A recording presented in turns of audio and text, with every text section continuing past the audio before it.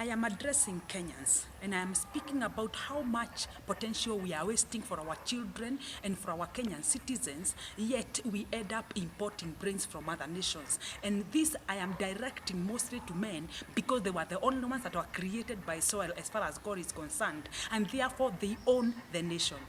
I am kindly asking the men of Kenya, with all due respect, why have you sold your birthright for soup through corruption? What is embezzled wealth compared to a genuine life? Kindly get us out of this menace. It is the right of every child to have quality education, to gather his own wealth and build his own nation.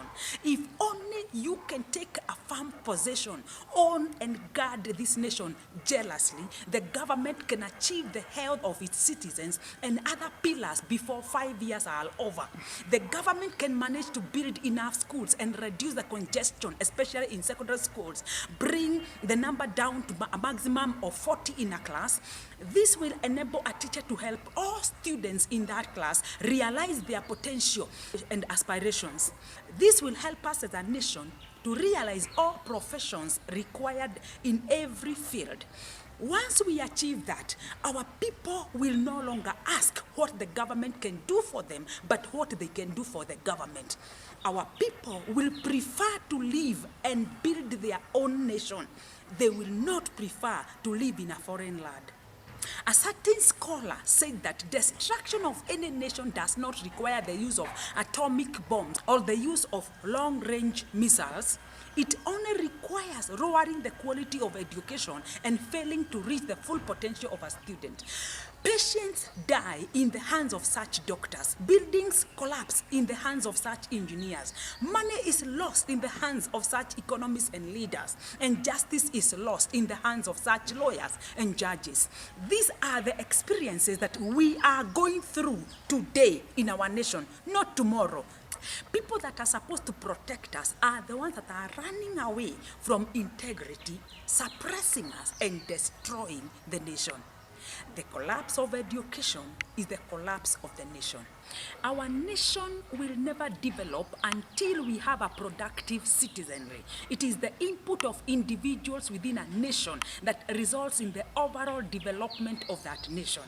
We were not meant to take possession for possession or accumulation of wealth through corruption, but a disposition to service.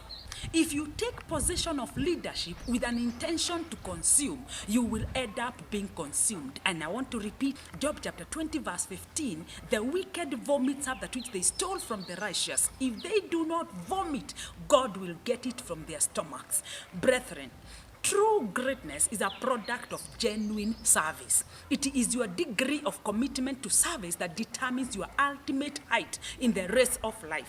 We do not have to wait for another generation to salvage what is remaining. We can make a decision, own our problems, and purpose to correct our mistakes.